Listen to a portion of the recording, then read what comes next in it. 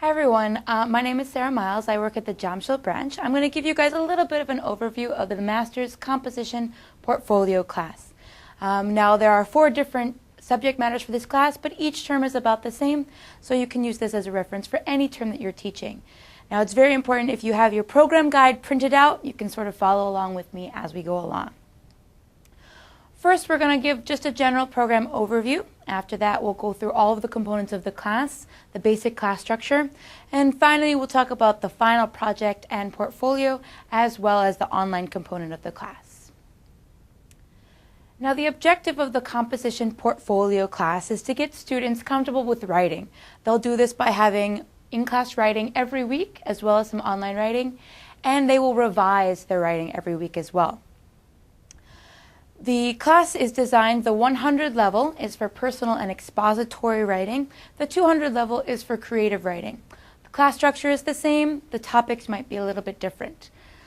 The students will be learning how to express themselves through their writing. This could get them ready if they want to study abroad, if they're applying to other positions where they have to write a personal essay, anywhere they would need to write something. This class is to get them ready for that. It's not IBT style, it's personal, expository, and creative writing, going beyond the 5-paragraph essay. Through this class, they'll also get exposure to several different writing styles, not just basic essay writing, but also some creative stuff, newspaper writing, movie reviews, some fun stuff like that. And they'll be looking at examples of prose in order to observe the writing and learn from it. The basic class structure is pretty simple. The first hour, every week 2 to 13, will be a peer review. They'll look at their essays from the previous week, and then after making comments on each other's essays, they'll revise their own essays based on those comments. Week 1 is a little bit different. We'll be starting with more examples to get them into the writing. The second hour will start with a style and strategy lesson. This will be teaching them a new writing style, a new writing technique that they'll then practice. The second half of the second hour is then a writing analysis. They'll look at an example of writing and then analyze that writing style. The important thing here to remember, not reading analysis, but writing analysis. Then the final hour 3 will be an in-class writing. Now every week we'll have an in-class writing, but every other week we'll also have an online they'll have an online essay that they have to write, and the last hour will give them tips about how to do that. So in the first hour, it'll start with peer review. I recommend taking your students' essays from the previous week, typing them up, and keeping them as anonymous as possible. If you let them have copies of each other's handwriting, they might recognize it. And if we want to keep it anonymous, better just to type it up. That will also come in handy later for when the students start making their portfolios, but I'll get into that later. One suggestion for how to conduct the peer review, you can ask the students to read each other's essays and then look for their favorite essay, which one they found the most interesting and the most different, and then explain why they found it the most interesting. The second thing they can do is look for their favorite moment. Maybe student A's essay was their favorite essay, but student B had a really great moment in the conclusion. So you can ask the students to look for these specific things, justify why they liked them. You can also get into maybe ways the essays could be improved. You'll also have made individual comments on the students' essays as part of the grading you'll do between classes. So after all the comments, after the peer review, the students will then, based on your personal comments and the class's comments as a whole, they'll have time to revise their essays, maybe get a better grade. Okay? So they'll be doing that within class, and that's the first hour. Pretty simple, right? The second hour will start with a style and strategy lesson. For this, they'll be learning things like how to write foreshadowing. That's something they learn in the literary projects. In creative writing or in personal writing, they'll be learning how to write that in their own essays. Now, the style and strategy lesson is provided on the FTP, but I really recommend you be creative with this. You can find some online resources, find some different ways to present the lesson to the students. There will also be some short practice provided on the FTP. This is where it can be really, really fun with the students. You can mess around, give them different prompts to practice some of the writing tips. Some of the weeks there'll be 2 writing lessons. They'll be shorter, and you can have the students try to combine them together. Just be a little crazy to help the students understand the writing lesson. The second half of hour 2 will then be looking at a writing example. The students will have a textbook, and you'll look at a very, very short excerpt from the textbook each week. When you're doing that, again, we're emphasizing the writing style and not doing reading analysis. So then rather than looking at character setting plot, you'll be looking at what writing strategies did they use, what styles did they use. Typically, the writing that is given as the example will feature at least one of the strategy lessons that you've gone over with the students in the first part of the second hour. This is the part where there may be some supplementary material provided on the FTP, and you can bring in your own examples as well. Search online for some examples of creative writing for the 200 level, some examples of expository writing for the 100 level, just to give the students more examples of some of that superb prose that they should be practicing themselves. Then we get into hour 3. Now, hour 3 is in-class writing every week. They'll have a new writing prompt. This is the composition portfolio. The goal is at the end, the students will just have lots of practice with writing, and they'll also be developing a portfolio, thus the portfolio part of the title, at the end of class. So every week they'll be writing a new essay. Couple of tips for you guys. You can write with the students. Instead of just giving them the prompt and then playing around on your computer, you can write your own version of the essay and then go over your example with the students. What was good, what was bad about your own writing sample. You can also be walking around helping with students, consultating with the students, helping them write the different parts of it. Often students new to the master's program will really have trouble moving beyond the IBT style essay. So that this is the time where you can walk around, help them, encourage them to do things differently from how they've done it in the past. Finally, with grading, you'll be grading the in-class essays outside of class every week. When you grade, you're going to be looking at style, substance, and strategy. We're not looking at grammar.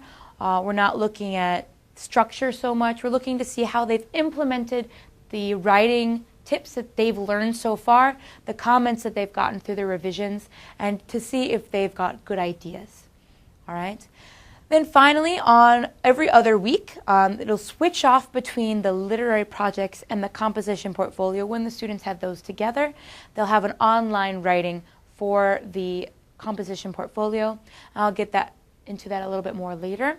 On the weeks they do have a writing prompt, you will help them at the very end of class, maybe the last 20 minutes or so after they've finished their in-class writing, helping them with tips how to answer the online prompt. Now, this is a time when you can change the prompt. If you look at the prompt before class and you think, my students have already written this, or my students might have trouble with this prompt, you can be a little creative, give them a slightly different prompt. Just be really clear about what you want the students to write about in their online essay. So that's the basic class structure. Pretty simple, just writing tips. At the very end of the term, they will have a final project. This final project is to see that the students, the culmination of their writing, to write a final essay that uses some of the the writing lessons that they've learned throughout the term. For this final project, it's really important that you get the students started really early.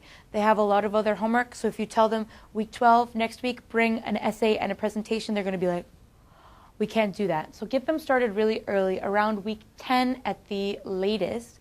You're going to get them thinking about their final project, what they need to do to complete it on time. You should also give lots of examples, particularly with the PowerPoint. If the students have not made PowerPoint before for a presentation, you can give them lots of examples.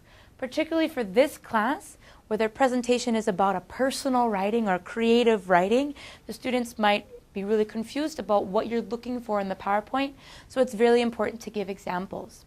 This is also the part of the class where you can collaborate with other teachers, other instructors, the people at your branch. If you have more than one composition portfolio teacher, talk with that teacher. Also talk with your literary projects instructors at your branch. Chances are you're splitting a class with them, and the students are going to have to do a final project for both classes, so you could collaborate with the other instructors, decide maybe there's some overlap. Maybe a student wrote a creative essay that can be used for their literature final presentation, as well as their composition final presentation. Finally, this is the part where you can be creative again with the students. You're a master's teacher. Just like the master's students have earned that higher level, getting that 100 on the IBT, as an instructor being asked to taught masters, you've demonstrated you have the ability to be creative in class, change the structure around a little bit. So especially with the final projects, you can make your own. All right, some of the examples that I give my students, I might tell them, choose an essay you wrote already this term and expand it, make it longer. Or if it's the level 100, they haven't been doing creative writing, I might give them that option for the final project. There's a couple of different things you can do here. Just make sure you've clearly explained it to your students and it's something they'll have a lot of fun with. Now, in the composition class, in addition to final projects, the students will also be putting together a final portfolio. This should not take a whole lot of extra work. The final project is a little bit more work intensive for the students. For the final portfolio, the goal is really just to gather writings from throughout the term to show how the students have progressed throughout the term in their development as writers. So probably you're going to want to have them choose about 4 or so writings. They can choose anything from their in-class writing and their online essays as well. They'll want to polish those and get them ready to submit as a portfolio for you to give final comments on. The main thing for this is just to have a portfolio that they have available to them. If they apply somewhere, they have a portfolio of work they can use to show that place. Again, as with the final project, you're going to want to start early. Tell students week 1 that you're going to be doing this at the end of the term. Otherwise, they might toss their essays. They won't have them anymore. Remember I mentioned with peer review, you can type up the students' in-class essays. This also will give you the opportunity, if they've thrown away all their essays, they were a bad student, and they got rid of them, and they're like, teacher, I don't have any of my in-class writings anymore. You can say, that's okay. I typed them all up. I have copies for you. So that way the student has no excuse for making their final portfolio. So keep copies from throughout the term of both their online writing and their in-class writing. Also, again, remind them early, starting from week 1, at the end of the term, we're going to look at all of your writing as a whole and make a portfolio. Another tip, you can have the students, this is a writing class, they're doing a lot of writing already, but if you want to, you can encourage the students to keep a journal. This can be part of the homework you assign them, in addition to the online essays, to write in their journal weekly, and then you can view those as part of the class as well. Just another source of writing. The students can be looking at their progress. Finally, and again, you can be creative with this. When they turn in the final portfolio, you're going to want it to be very polished. They should have made all revisions based on comments throughout the term, but you can also be creative about what kind of essays you want them to use. If you use the journal, that could be a required part of the portfolio. Again, it's pretty flexible, up to you. All right. Finally, just for the online writing schedule, they will be doing a online writing every other week. Now, I believe the first one, if it's assigned in week 1, it will be due the Tuesday of the following week. Give the students a little extra time.